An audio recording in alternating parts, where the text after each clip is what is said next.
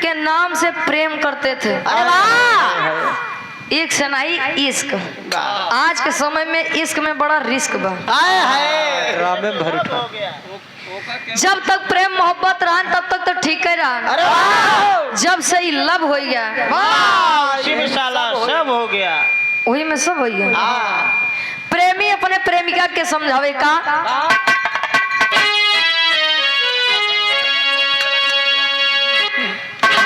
कांच का बदन लेकर अब बोला एक लाइन क्या बात है लड़को कहे अरे कांच का बदन लेकर मत चला करो घर से कांच का बदन लेकर मत चला करो घर से कांच का बदन लेकर मत चला करो घर से। कहे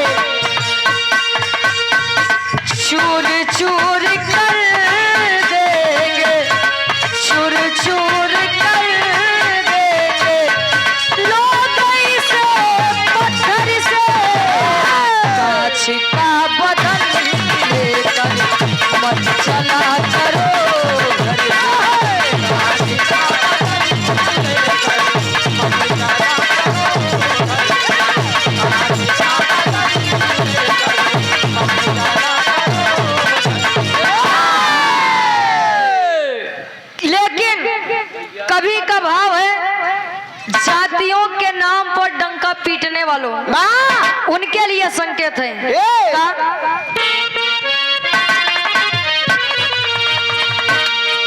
अरे जाति का प्रभाव जीता जाति का प्रभाव जीता जातियों में घाव भर के जाति का प्रभाव जीता जातियों में घाव भर के जाति का प्रभाव जीता जातियों में घाव भर के मानव की मानवता कहती मानव की मानवता कहती जिया करो घाव भर के जाति का प्रभाव जीता जातियों में घाव भर के जाति का प्रभाव जीता जातियों में घाव भर के जाति का प्रभाव जीता जातियों में घाव भर के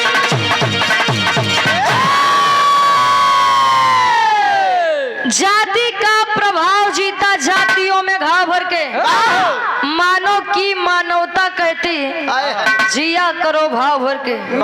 यहाँ पर बैठे हैं हर एक प्रकार हर एक समाज के लोग बैठे हैं विचार करेंगे बुद्धिजीवी लोग बैठे हैं। अरे वाह, मानव की मानवता जीती तो लेकिन जाति का घाव देख करके आप लोग सोचिए जब अधिकार यह था कि केतनो बड़ केतनो अज्ञानी आदमी कुर्सी पे बैठा बा तोरे अंदर केतनो ज्ञान बा तू जाई के कुर्सी के नीचे बैठा वो दृश्य आप लोग सोचिए कि वो दृश्य कैसे रहा हुई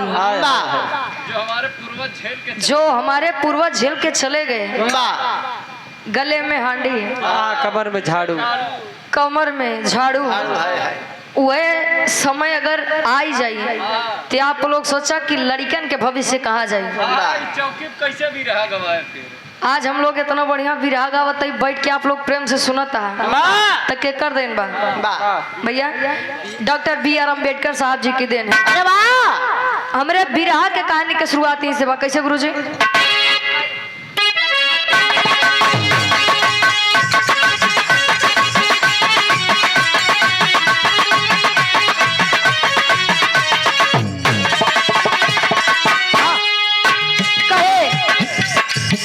कभी ये भारत मानव मात्र का परिचारक था कभी ये मानव भारत मात्र का परिचारक था मानवता दृष्टि में सबसे बड़ा लायक था।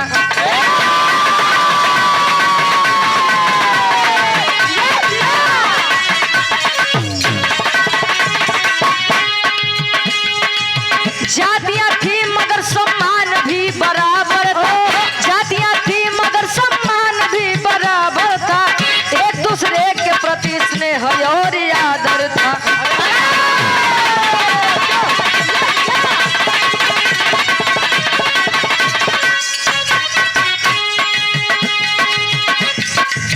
दादरपुर गांव की कहानी है।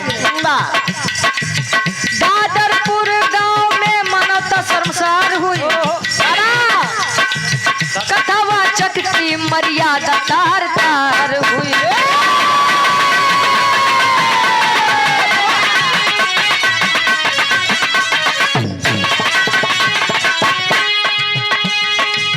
उत्तर प्रदेश में इटावा जिला आला है, जहाँ पर गिरा मनुवाद वाला भाला है।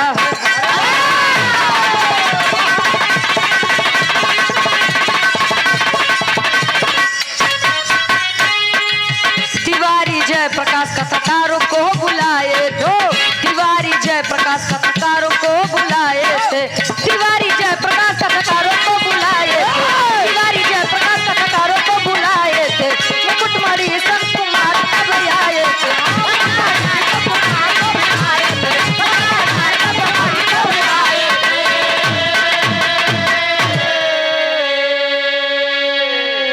कहानी के समझला आसन पूर्ण विश्वास बा, कहानी शीशा के जैसा साफ हो जाई। ये उत्तर प्रदेश में इटावा जिला ग्राम दादुरपुर में एक ऐसा कांड हुआ, ऐसी शर्मसार घटना हुई है। जो घटना एक यादव बिरादर के साथ हुई है। ना जाने ऐसी घटनाएं भी ना जाने कितनों के साथ हो सकती है, यदि मेरा समाज सही समय पे उठा नहीं तब। आँख खुली बात नहीं कहते कि मन ही जागत बा भैया। आँख खोल के केतनो रखा, लेकिन दिमाग से तू बंद है, सोवत है, तो उसका कोई महत्व तो नहीं है। Doctor B R. अम्बेडकर साहब जी ने कहा था कि शिक्षा उस शेरनी का दूध है। अरे शिक्षा उस शेरनी का दूध है, जिसने पिया है उसने दहाड़ा है। अरे वाह, उसने नहीं पिया। हाँ, वैसे टहारता ही रहे। ए भैया, 5000 विद्यालय बंद करा दिए गए। पाठशाला बंद, मधुशाला चालू। कंपोजिट हो गए। कंपोजिट हो गए। आप लोग भी सोचिए कि जवन खोले के चाहिए ओका तो बंद करत है, और जवन बंद करे के चाहिए ओका चालू करता है। जे कंपोजिट बेचत बा ओकर जाई के घर दुआर देखा, आ जे जाई के खरीदत बा ओकर जाई के घर दुआर देखा। विद्यालय बंद रहा, लेकिन भैया कहानी पर आप लोग गौर करेंगे। कहा जाता है कोई भी इंसान अपने ज्ञान से पंडित होता है। किसी भी जाति का हो, किसी भी वर्ग का आदमी हो, अगर उसके पास ज्ञान है, सही गलत करने का निर्णय है, तो वह पंडित है। इन आई जन्म से पंडित बा। बिरहा में बहुत सुंदर कवि जी गीत के भाव देते हैं। कोनो प्रेमी कहे का प्रेमी।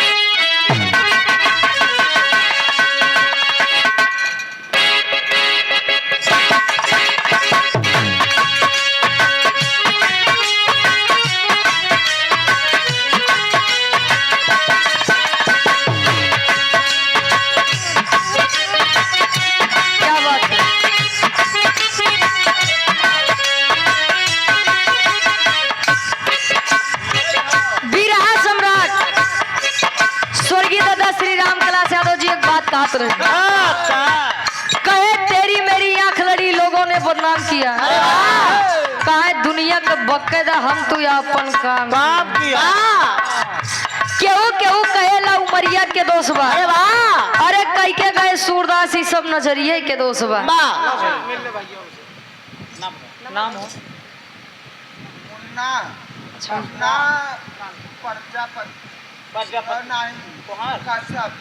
अच्छा, मुन्ना कश्यप। अच्छा, आपके द्वारा ढेर सारा मैं पुरस्कार, चरणों में कोट कोट नमन है, आशीर्वाद के चाह रहे हैं। वाह भैया, मुन्ना कश्यप ना भैया। हाँ, अच्छा प्रधान भी। अच्छा ठीक प्रधान ठीक है। सरौना के उप प्रधान है भैया के तरफ से ढेर सारा हमारे पुरस्कार जा भैया। भाई कंपोजिट कमाल। ये ले भैया ने करके। यही है हमारा भविष्य। वाह। कहे मरही के बाटे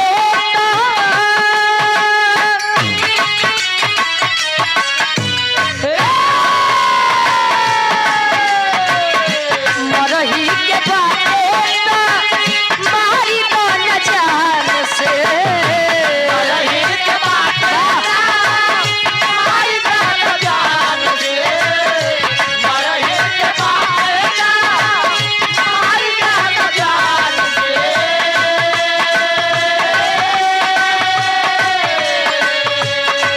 मरही के बाटे मारी तो न जान से काहे के मुआवे लो काहे के मुआवे लो नजरिया के बान से काहे के मुआवे लो नजरिया के बान से काहे के मुआवे लो नजरिया के बान से करही के बाटे मारी तो न जान से करही के बाटे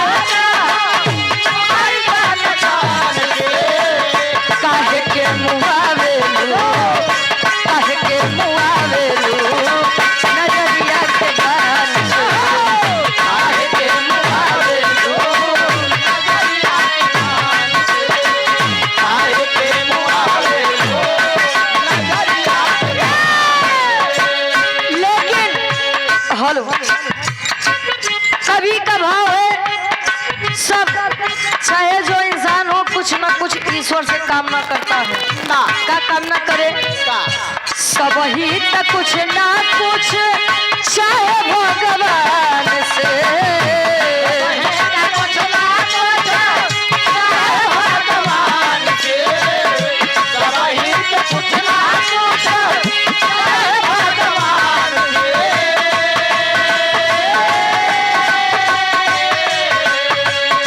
सब ही तो कुछ ना कुछ चाहे भगवान से काम करावे ले भी घाटा इंसान से काम करावे ले घाटा इंसान से काम करावे ले घाटा इंसान से कुछ ना कुछ चाहे भगवान से कुछ ना कुछ चाहे भगवान से काम करावे ले घाटा इंसान से काम करावे ले घाटा इंसान कहे सब ही तो कुछ ना कुछ चाहे भगवान से काम करावे ले विधाता इंसान से। हम लोग एक मिट्टी के पुतले हैं। हम ये नहीं कहते कि देवी देवता नहीं। डॉक्टर बी आर अम्बेडकर साहब जी ने भी कहा था कि आपको कोई धर्म मानना है तो ये आप मानिए, नहीं मानना है तो मत मानिए, लेकिन किसी भी जाति धर्म वर्ग का आप लोग अपमान मत करिए। क्या बात है, बहुत अच्छे भैया अंतरा के पहले अंताल में कवि जी नाग पंचमी के शुभ अवसर पे कजरी मुकाबला गायक दीनानाथ हसमुख जी और दूसरे गायक हैं आप अमरनाथ यादव जी बरई पार से 29 जुलाई को नाग पंचमी सरौना में कार्यक्रम का आयोजन रखा गया है। अरे वाह, आप लोग 12 बजे से आप लोग पहुंच के कार्यक्रम के सफल बनाए। अरे वाह, कहे धन्य हो जाई जीवन कथा सुन के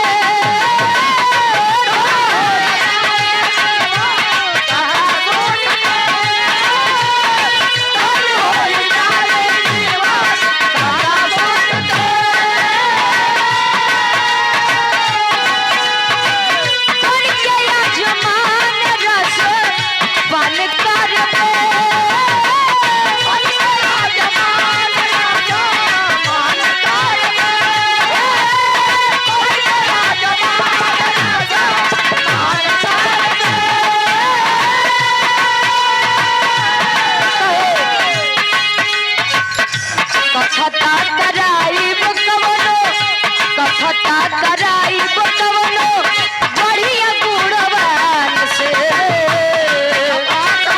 जियो।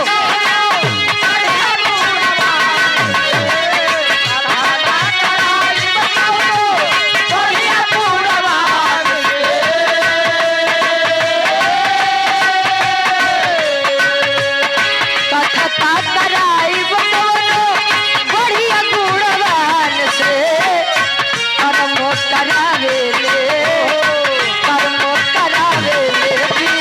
धाता इंसान से कर्म करावे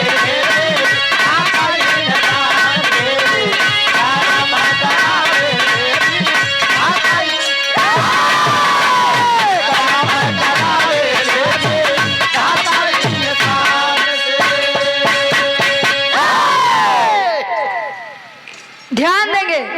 दादुरपुर ग्राम में जयप्रकाश तिवारी नाम के एक व्यक्ति रहते थे और विचार किए कि मैं अपने घर पर बुला के कोई बढ़िया विद्वान कोई पंडित बुला करके अपने दरवाजे पर भागवत कथा करवाऊं, ज्ञानी पुरुष बुलाकर मैं अपने दरवाजे पर कथा करवाऊं। अरे वाह जयप्रकाश तिवारी बुलाए मुकुटमणि संत जी को, भगवताचार्य जी को।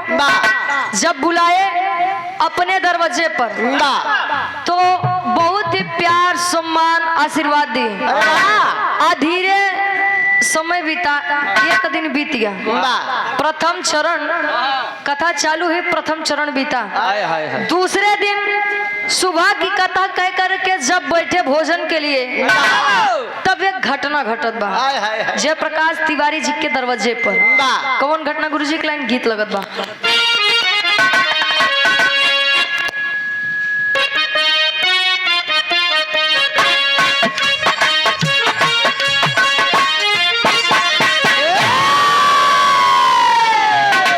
कोनो माई बाबू अपने लड़की से अपने बिटिया से अपन अपन दिली इच्छा बतावत। माई कहे का अरे माई का है कि बेटी मिया रे बिया भई हो, माई का है कि बेटी मिया रे बिया भई हो, पपई काहे ले बड़ी दूर हो, माई का है कि बेटी मिया रे बिया भई हो, पपई काहे कि बड़ी दूर हो, माई का है कि बेटी मिया रे बिया भई हो, पपई काहे कि बड़ी दूर हो। लेकिन भाव पर गौर करेंगे। कथा के शुरुआत होत बा भवा का। कथा शुरुआत कैले पहली चरनिया से, कथा शुरुआत कैले पहली चरनिया से, महिमा गाता के कथाकार हो। कथा शुरुआत कैले पहली चरनिया से, महिमा गाता के कथाकार हो। कथा शुरुआत कैले पहली चरनिया से, महिमा गाता के कथाकार हो। और आप हृदय के आप गार्जियन जी, परम आदरणीय परम सम्मानित गोविंद प्रसाद जी बाबूजी के द्वारा 100 रुपए का महान आशीर्वाद के चाह रही कहे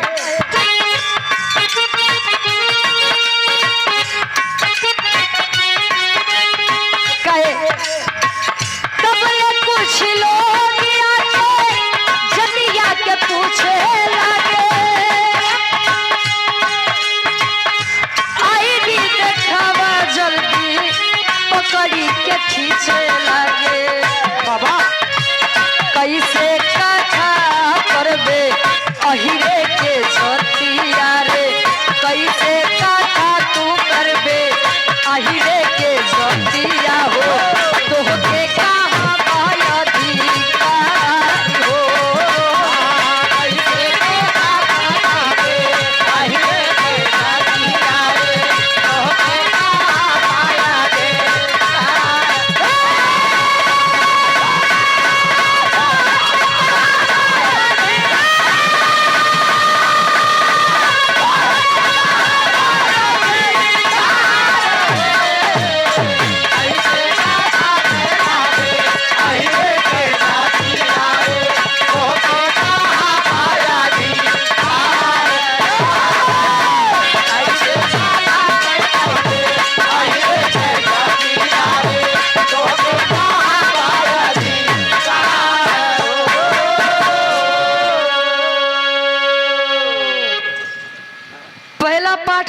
पहले दिन कथा करके दूसरे दिन जब बैठे भोजन के लिए दोपहर में, तब कुछ ब्राह्मण समाज के लोग आए और जाति पूछने लगे कि आप किस जाति के हैं। कौन जाति आता है? कार्ड दिखाइए अपना। आधार कार्ड लाओ। हमारा क्या करवा देख दिखाओ कार्ड। आ करके पूछने लगे, क्योंकि पता हुआ कि जो कथा वाचक है बोल के कोई ब्राह्मण कोई पंडित नहीं बल्कि एक शूद्र, एक अहिर जाति से है। और जब अहिर जाति से सुनते ही आ करके पूछने लगे, पकड़े कॉलर ला के बाहर फेंक दिया। और जब बाहर फेंक के तब पूछने लगे कि आपको किसने अधिकार दिया? अरे तुमको किसने अधिकार दिया? अहिर बिरादरी से होकर कथा कहोगे? कहाँ पर अधिकार दिया गया है तुम्हें? हमको बस इतना बताओ। अरे वाह, पढ़ा लिखा सामाजिक लोग बैठे हैं, कहाँ पर लिखा है कि कोई अहिर, कोई चमार, कोई पासी, कोई लोहार, कोई बराई, कोई कथा क्यों नहीं कह सकता? कहाँ पर लिखा गया है कि अधिकार नहीं है शूद्र को? बाबा संविधान में। संविधान में आप लोग देखिए, समान अधिकार है सबको। संविधान सबको बराबर का अधिकार देता है, लेकिन बस समझने और बूझने का फेरा है। बस कहा जाता है कलाकार समाज का दर्पण होता है। आप लोग बुलाए अपने मनोरंजन के लिए, अच्छी बात बा कि आप लोग इटावा कांड के फरमाइश कह दिया, कम से कम जाने के सुने के एक इच्छा तबा। आखिर कथावाचक बार बार कह रहे हैं कि आखिर आपको मेरी जाति से क्या लेना देना? मैं अपने ज्ञान से आपको बता रहा हूँ, कहे ना ये काम केवल हम लोगों का है, तुम्हारी औकात कैसे हुई? ऐसे औकात बता है। पंडित से गोड़ छुओबे थोड़े तनी मजाल अब करत हैं का गुरुजी? भाई चरा वाली एक लाइन गीत लगत बा।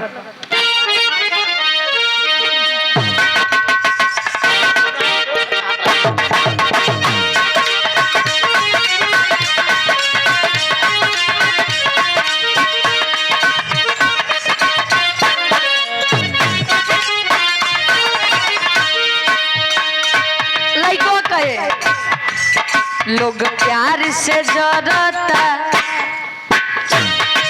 प्यार विश्वास, है प्यार। इस संसार में वो कक्का जमाना चला गया जो दूसरे बड़े जीवन जियत रहे। अब यहाँ अपने बड़े जीवन तब गुजारा बा, नहीं तो देखा ताई प्रेम के चक्कर में कितना जने नीला ड्रम में चला जाता।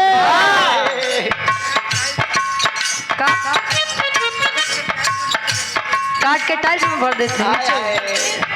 अरे बाप, पुरुष जाति खतरे में है। पहले पति परमेश्वर रहा, आज के समय में पत्नी परमेश्वर रहा। बतावा थका भैया ए भैया, किसी के ऊपर भरोसा नहीं है। लव मैरिज करबा तो ड्रम में जाबा, अरेंज मैरिज करबा तो हनीमून पे जाबा तब जाबा। कहाँ करबा कुछ समझ में नहीं है। लड़को बतावे, लोग प्यार से जरता बदनाम सलाई, लोग प्यार से जरता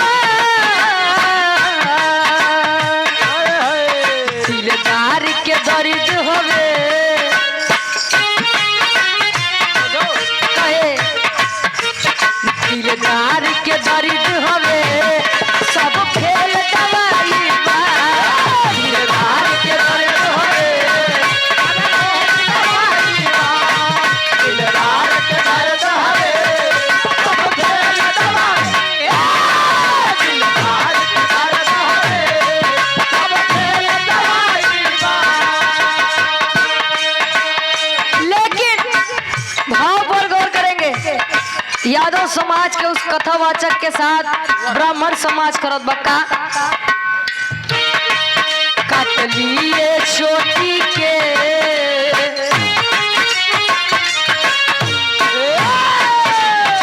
काट लिए चोटी के सब लाख चिरौरी पर काट लिए चोटी के सब लाख चिरौरी पर काट लिए चोटी के सब लाख चिरौरी पर कहे परहार किए भारी महाराज के मौरी पे परहार किए भारी महाराज के मौरी पे परहार किए भारी महाराज के मौरी पे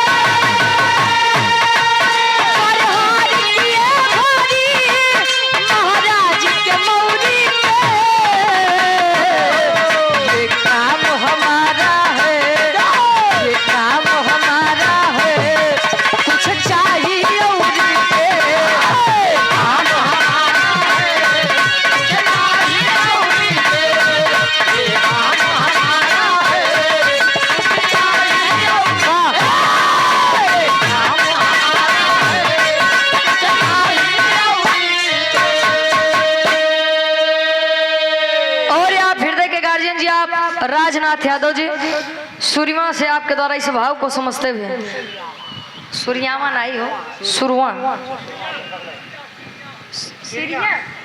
अच्छा सीरिया से आप राजनाथ यादव बाबू जी के द्वारा 200 रुपए का महान आशीर्वाद चरणों में कोट कोट नमन है आशीर्वाद के चारे ब्राह्मण समाज कथावाचक अहिर समाज के उठाए बाहर पकड़ के फेंक दिए हाय हाय और जवन बैठे रहन कथा सुने बदे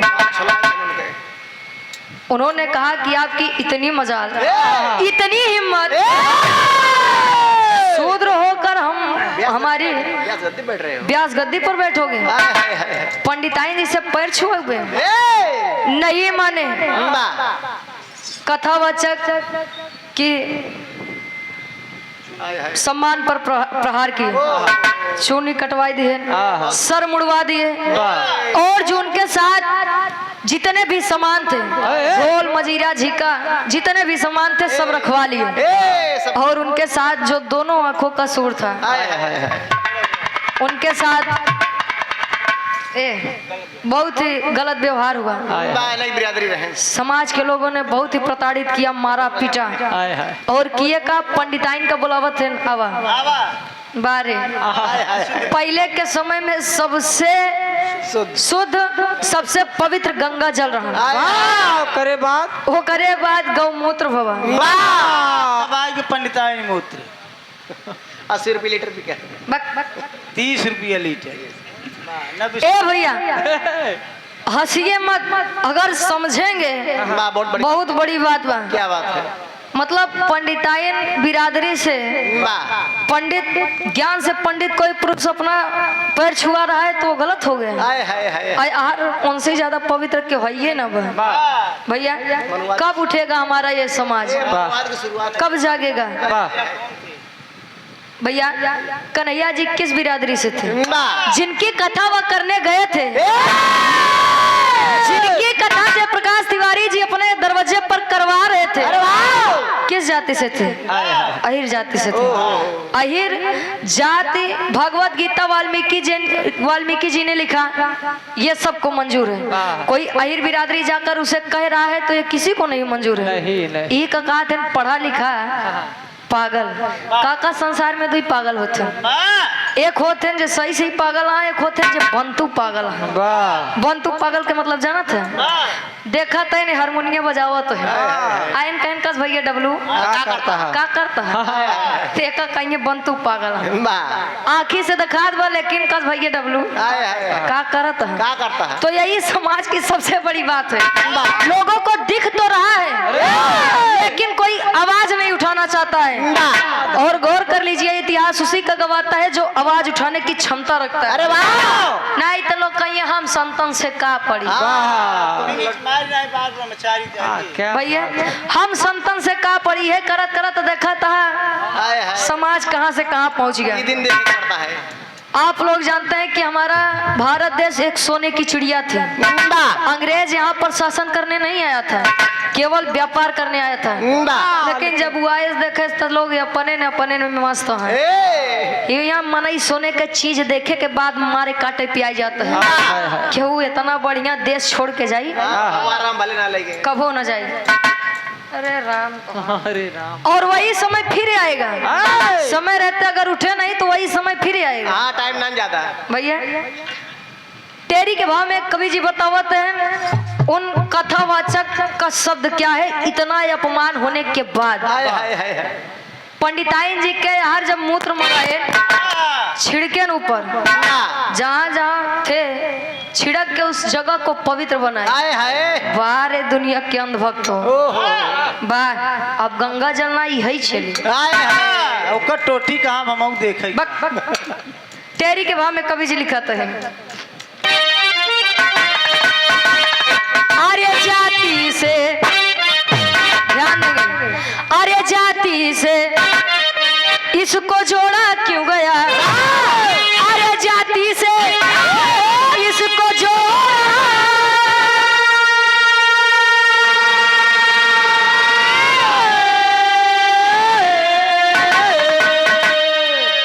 आर्य जाति से इसको जोड़ा क्यों गया? ज्ञान तो ज्ञान किसी के लिए है, कैसे रोड़ा ये रोड़ा ये रोड़ा।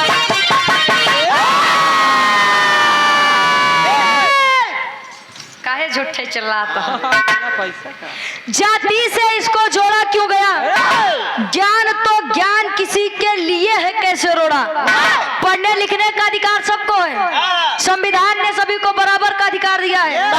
हमारे भारत देश में एक छुआछूत की बीमारी रहा करती है, हालांकि समाज में आज भी व्याप्त है।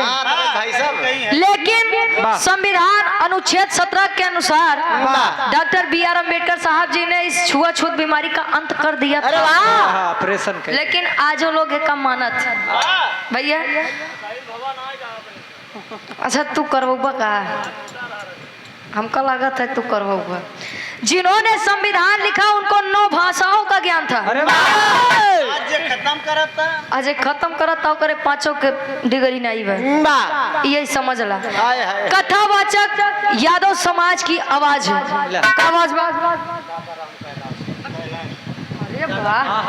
और यहाँ फिर देख के गार्जियन जी आप दादा राम कैलाश यादव जी, क्या बात है। बारे दादा राम कैलाश इस भाव को समझते हुए 100 रुपए का महान आशीर्वाद। अच्छा पहले के लोगन के नाम ही इतना बढ़िया बढ़िया रहा भैया। दादा राम कैलाश एक जने दादा बिहार के रायनो अमरनाथ बाबू जी। अब यार राम दुलारे राम सजीवन राम प्यारे। आज तो देखा था एक एक शब्द के नाम में डब्लू यस। अरे बात बस कहे बोसी छोड़ करे खिम्मत नहीं बा भगवान बोल दी। अच्छा यार यादव समाज उस कथावाचक का शब्द था उन ब्राह्मण समाज वालों से कि मानो हम है मानो तुम हो। अरे मानो तुम हो मानो हम है, जाति पाति का क्या मतलब। व्यास मुनि वाल्मीकि पराशर दान दधीची का क्या मतलब। अरे हमें बुलाकर हे पंडित जी, अरे हमें बुलाकर हे पंडित जी ऐसे ना अपमान करो। हम तो कृष्ण के वंशज हैं, थोड़ा तो सम्मान करो। अरे कहा जाता है अतिथि देवो भव, मेहमान भगवान का स्वरूप होता है। अगर आप भगवान को जान ही रहे हैं मान ही रहे हैं तो इस बात पर भी अमल करिए कि भगवान का स्वरूप अतिथि होता है। क्या बात। और किसी को अपने दरवाजे पर बुलाकर उसका अपमान करना यह भगवान का अपमान करने के बराबर होता है। वाल्मीकि पराशर मुनि दान दधीची मुनि कौन थे? अरे वाह, किस जाति के थे? जवान लोग उनका पूजा करत थे काहे बरे कोने जात के रहे? ये समाज प्रश्न नहीं उठाता है क्योंकि लोग उनके ज्ञान की पूजा करते हैं, उनकी जाति की नहीं। क्या बात है। होत का कवि जी एक लाइन गीत लगत बा।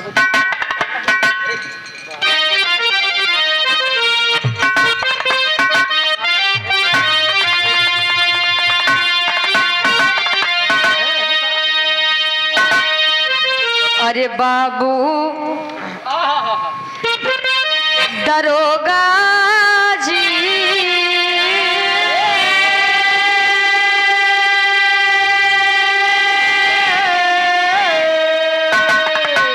अरे बाबू दरोगा जी कवन गुनहिया बदल पियवा मोर बाबू दरोगा कवन गुनहिया बदल पियवा मोर बाबू दरोगा जी कवन गुनहिया बदल पियवा मोर बाबू दरोगा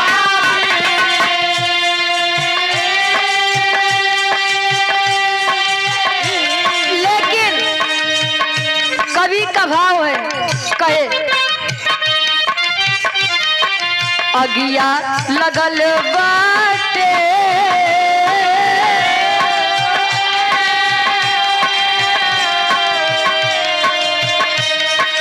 अगिया लगल बाटे धर्म न जाने धर्म के ठेकेदार अगिया लगल बाटे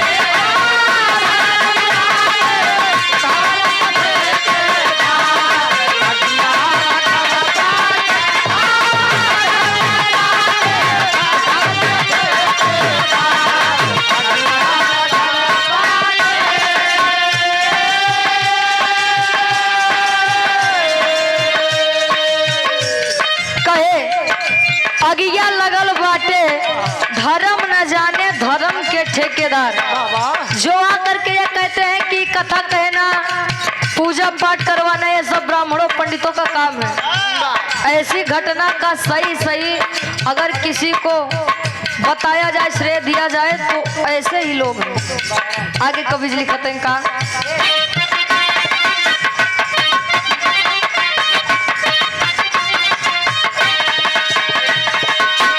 मंदिर मंदिर तुम बैठे हो बन के देव के दूत हो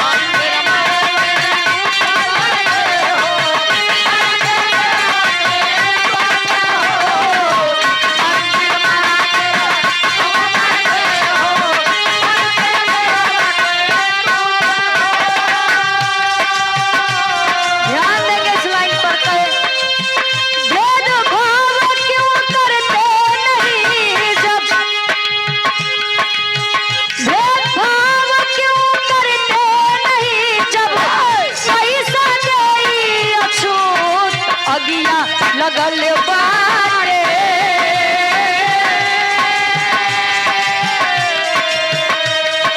अगिया लगल बाटे अलग से तुमको बनाया करता रे अगिया लगल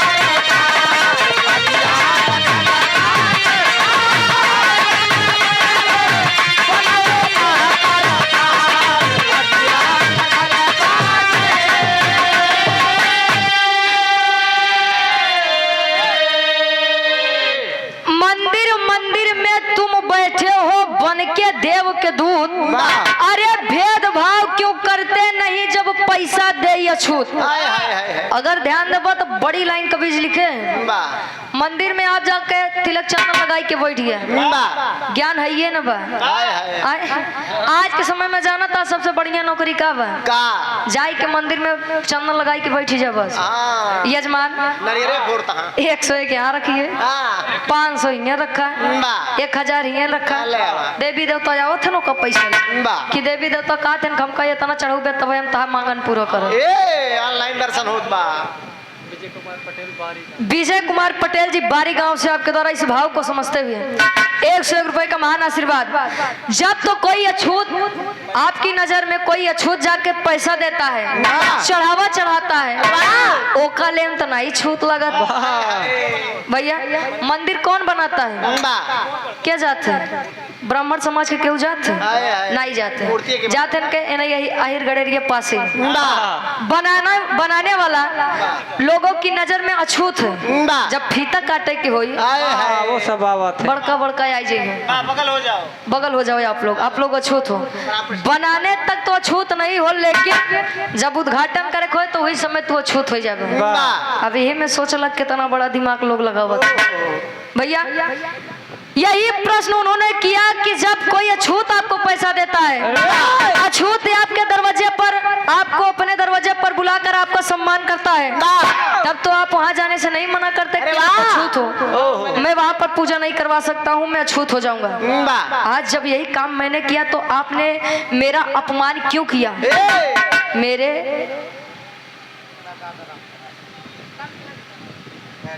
अच्छा और यहाँ आदरणीय परम सम्मानित दादा हमरे राम कैलाश अच्छा अखिलेश जी के बारे में ठीक ठीक दादा राम कैलाश यादव जी आपके द्वारा 101 रुपए का महान आशीर्वाद अच्छा अखिलेश भैया के बारे में कुछ बोल दो बस उन्हीं लगे पहुँचते ए भैया आप बहुत बारीकी के बाद में ध्यान दिया कथावाचक यादव समाज की आवाज है बताओ तो इनका पापड़ के भाव में कवि जी लिखते हैं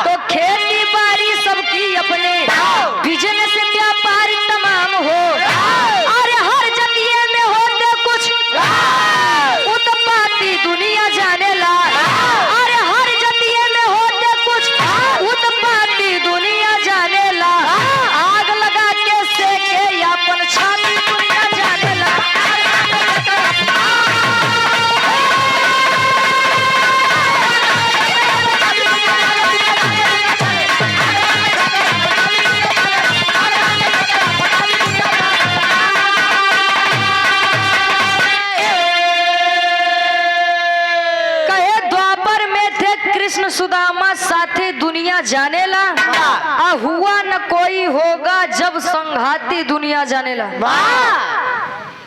द्वापर में कृष्ण जी और सुदामा की मित्रता कौन नहीं जानता है भैया सुदामा जी क्या थे बहुत थे ब्राह्मण थे लेकिन एकदम नीचे स्तर भैया भिखारी अपन मतलब भिखारी नहीं कह सकता लेकिन निर्धन थे गरीब थे लेकिन भगवान कन्हैया से उनकी दोस्ती आज भी अमर है भगवान कन्हैया तो नहीं मित्रता खत्म की है दुनिया मिसाल देती है भगवान कृष्ण और सुदामा जी की मित्रता को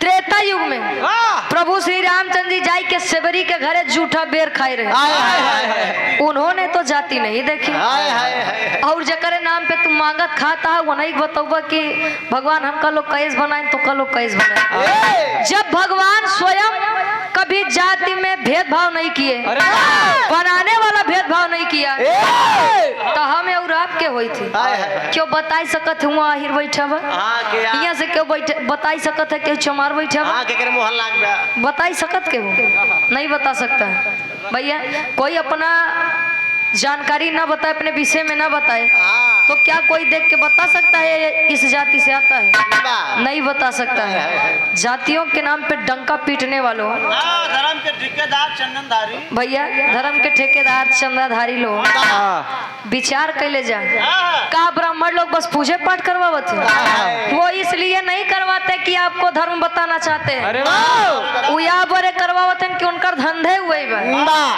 भैया तू जितना कमाई के धर भाई आई के 2-5 मिनट में 2 घंटा ऐसे कहानी बाँचे 1500 लाई के गए वो धंधा है उनका धर्म नहीं है भैया।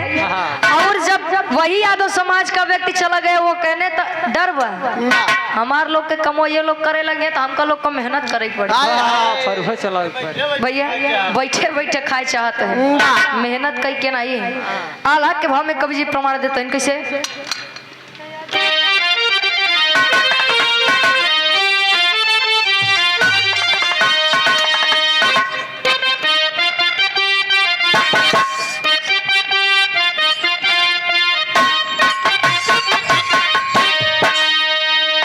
अरे आदमी से प्यार यदि आदमी न करी है बाबू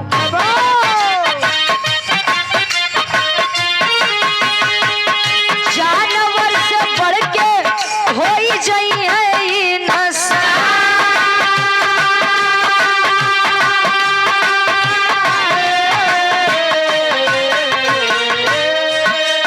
भागवत पुराण शास्त्र सब ही के बाटे बाबू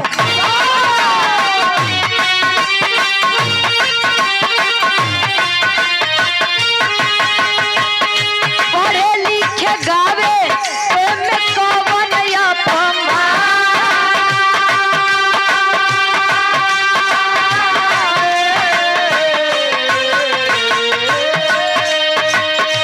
सबके विकास होई सब ही के साथ पंचो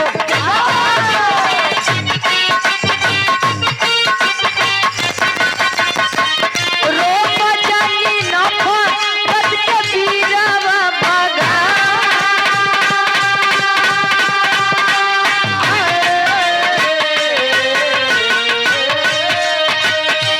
घटना के निंदा करे बुद्धिजीवी लोगवा पंचो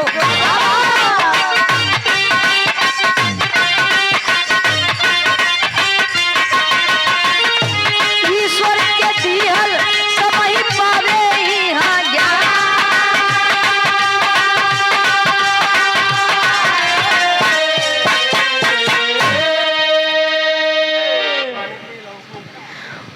भोजन तैयार है आप बाबू भैया लोग भोजन जिनको भी करना है आप लोग भोजन भी लेते रहे और गाने का आनंद भी दोनों का दूर दराज से जो लोग भी चलकर आए हैं आप लोग भोजन कर सकते हैं भैया।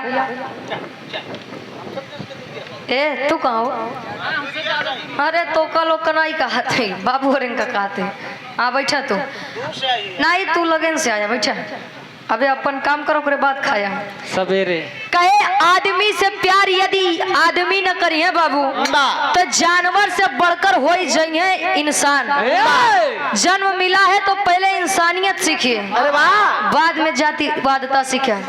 मैं ब्राह्मण समाज के सभी ब्राह्मणों को गलत नहीं कहूंगी क्या बात है यादव समाज के सभी यादवों को मैं अच्छा नहीं कहूंगी किसी भी समाज में सब अच्छे नहीं होते हैं हर एक जतियम का कुछ रावई कर हाँ भाई भैया हाँ कुछ जने रावई करते हैं तो एक की वजह से सबको गलत नहीं कहा जा सकता जो गलत है वो गलत है जो सही है वो सही है। और इस घटना की निंदा सभी लोग कर रहे हैं जो लोग बुद्धिजीवी लोग हैं। आदरणीय माननीय अखिलेश यादव जी जब इस घटना के बारे में सुने उन्होंने मान सम्मान दिलाने का काम करवाया आंदोलन चलवाने का काम करवाया। अरे वाह अच्छा और आप दादा राम कैलाश यादव जी दादाजी हमारे 101 रुपए का महान आशीर्वाद अखिलेश यादव जी के बारे में बताओ अखिलेश यादव जी पीडीए की सरकार बनाना चाहते हैं। अरे वाह पीडीए का मतलब ये ना ही बस अहिर गड़ेरिया पासी भैया पीड़िए का मतलब किसी भी वर्ग किसी भी समाज का व्यक्ति अगर पीड़ित है तो आप पीड़िए में शामिल है चाहे वो जो कोनो भी वर्ग का चाहे ब्राह्मण समाज से हो चाहे अहिर समाज से हो चाहे जौन समाज से हो अरे हो ही गया वो चाहे जो समाज में जो भी जाती हैं सभी के लिए उन्होंने पीडीए सरकार बनाने का काम किया है। क्या बात है भैया 4 लोगों की गिरफ्तारी हुई लेकिन कहा जाता है एक बार अगर सम्मान चला जाए तो संसार कितनी भी कोशिश कर ले, सम्मान वापस नहीं आ सकता है। कहा थे काका बनवे में बहुत टाइम जाते लेकिन बिगड़े में तनिको टाइम नहीं जाता। पैसा के पैसा आ जाता है। हाँ हो सबके विकास होई सब वहीं के साथे बाबू। अच्छा मोदी जी जब कहीं जाते हैं आउट ऑफ कंट्री, भारत देश के बाहर जब जाते हैं तो ये नहीं कहते हैं कि मैं राम जी के देश से आया हूँ, वह कहते हैं कि मैं बुद्ध जी के देश से आया हूँ। शांति का मानवता संदेश भैया शांति मानवता का संदेश देने वाले मैं बुद्ध जी के देश से आया हूँ। क्यों नहीं कहते हैं कि मैं राम के देश से आया हूँ? अरे वाह भैया राम जी बस यहाँ ही ले, यही रही। हम केहू के निंदा न करब लेकिन बुद्धिजीवी लोग बैठा है कहे बताया जाता है बस राम जी आ रही गए। जब वो अयोध्या में कांड हुआ था छोटी सी बच्ची के साथ, दरिंदर जी बीए की छात्रा थी, जब वह घटना हुई थी तब तो नहीं आए थे कोई। समाज देश हमारा बाबा साहब के संविधान से चल रहा है, पंडितों कथा से नहीं भैया। तो निखरा जा आखिरी में खड़ी के भाव में कभी लिखा था इनका। हाँ अबे जाग जाब तब वो बढ़िया भाई। अगर एमा से एको दू जने बात समझ ले बगियो जने जाग जाबे तो गाँव जान ला सफल बनाई भैया। आप लोग ऐसे गवाबा हम लोग गाँव कोनो मतलब बनाइए।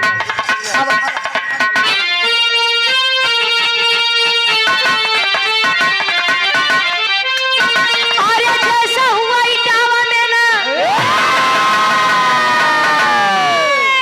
अब होना चाहिए। अरे जैसे हुआ इटावा में ना अब होना चाहिए। हाथ जात वाले पानी में न धोना चाहिए।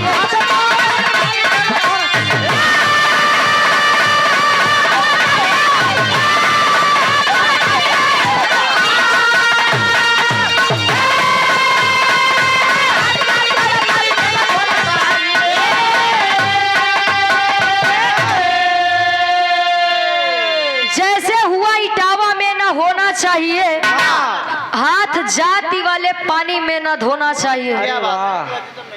भैया जातिवादता में मत जाइए। देखा गाना तो ढेर निकल गए भैया। अहिर बिरादरी अपने पे निकाले, पंडित बिरादरी अपने पे, चमार लोग अपने पे, लोहार लोग अपने पे। भैया लोग समाज में जाति पर नहीं टिके हैं। और जैसे इटावा में हुआ वो किसी भी समाज के साथ हो सकता है, किसी भी देश में किसी भी गांव में हो सकता है। समय रहते अगर न जागे तब कहे सत्ता वालों से जो राजनीति कर रहे हैं। अच्छा हमारे भारत देश में राजनीति नहीं कूटनीति चल रही है। राजनीति का मतलब होता है शासन सत्ता और कूटनीति का मतलब होता है कि उन हिंदू हैं और मुसलमान हैं, चमार है। ये है कूटनीति। लोगों में फूटन डालने का काम हो रहा है।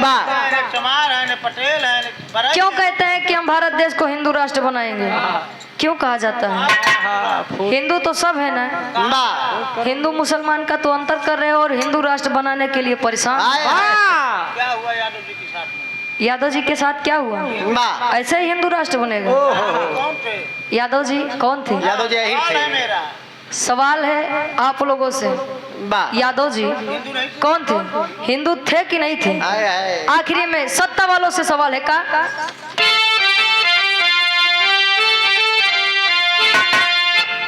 आई गया। और पुनः आदरणीय हमारे दादाजी, आप दादा राम कैलाश यादव जी, क्या बात? एकदम सही बाबू, ये नहीं समझते हैं। 101 रुपए का महान आशीर्वाद चरणों में कोट कोट नमन आशीर्वाद के चारे कहे। अरे बात हमारी सुनो राजनीति करने वाले, सत्ता आज पास कल हो ये केहू के हाथ।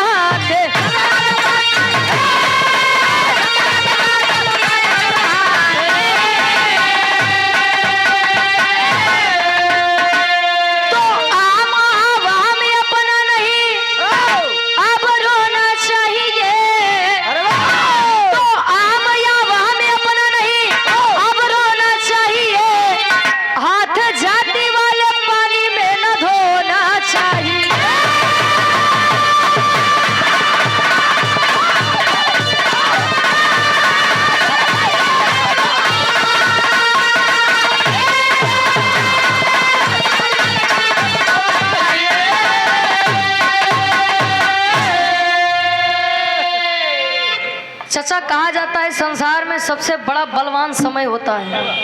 समय यदि चाह ले तो राजा से रंग बना दे और रंग से राजा बना दे।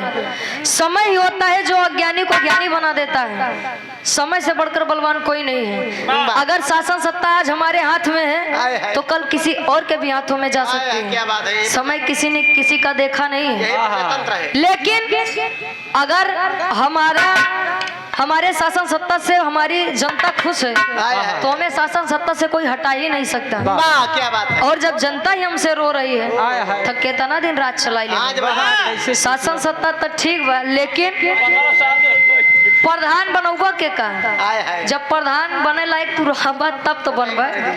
पता लगे प्रधान बने खातिर तू मार पद प्रत्याशी बना है, आम मुर्गा चलता है। लेकिन समाज में किसी से आपकी बनती नहीं है तो लोग आपको वोट देंगे? कभी नहीं देंगे। अपने एक मत का आप लोग उपयोग करिए कि हमारा एक मत क्या से क्या कर सकते क्या हैं। बात। हाँ, ये कब मामूली न समझो, बड़े मुसीबत से ही अधिकार मिला हुआ कि हम आप लोग अपन सत्ता शासन चला सकी। भैया यही संविधान कहता है, पढ़बे लिखबे तब जनबे, नहीं तो मधुशाला पीछे में ऐसे आई हम भिंडाले। बस आखिरी में खानदान के परिचय बा कहे गुरु बिहारी गुरु गणेश नफरत की सीढ़ी त्यागो,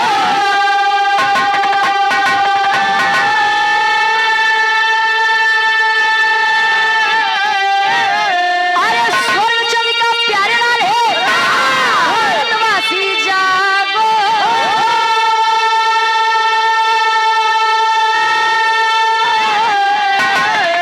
अरे जाति से इसको जोड़ा क्यों गया, ऊंची गया तभी है ये सुमेध का घोड़ा।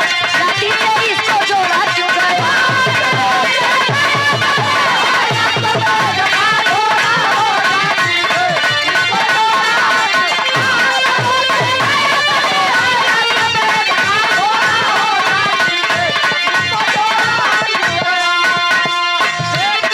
क्या बात है। सवाल है क्या, तेरे संसार की हालत क्या हो गई भगवान, कितना बदल गया इंसान।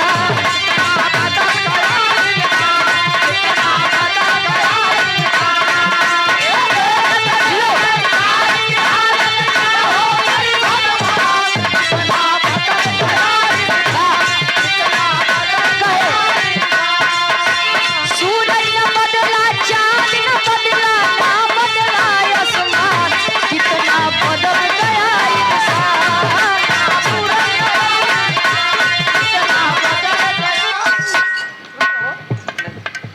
हमारे मुखिया का तुम नाम नहीं लिया कि हमको विरोध है।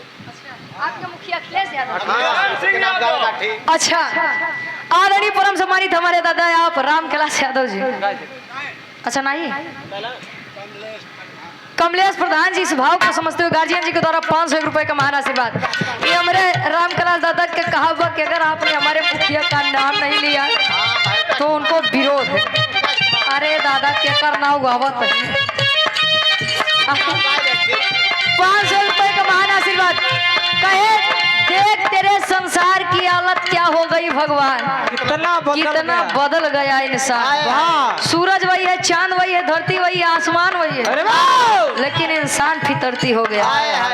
ये हमारे राम कैलाश दादा खातिर एक लाइन उनके मुखिया बदे। अरे रे मेरे जान के मुलायम, देश प्रदेश की आवाज है। अरे रे मेरे जान के मुलायम, देश के शान के मुलायम, स्वागत है भैया अखिलेश का। अरे रे मेरे जान के मुलायम, देश के शान के मुलायम, स्वागत है भैया अखिलेश का। अरे रे मेरे जान के मुलायम, देश के शान के मुलायम, स्वागत है भैया अखिलेश का। कहे कृष्ण कहूँ कहूँ रहा भी आपको, ये दादा वो नहीं मुखिया है। हाँ निकाले दबो इज्जत संभाल लिया। हाँ हाँ दादा बहुत दिन बाद ऐसे देखे के मिलत बा नहीं सर की नहीं बहो। ठीक है हाँ हाँ दादा राम कैलाश यादव 100 रुपये का महान आशीर्वाद बहुत सम्मान दिए कहे कृष्ण कहूँ कहूँ राम आपको कृष्ण कहूँ कहूँ राम आपको पूजती हूँ मैं सुबह शाम आपको। अरे रे मेरे जान के मुलायो देश के शान के मुलायो स्वागत है भैया अखिलेश। अरे रे मेरे जान के मुलायो स्वागत है भैया अखिलेश।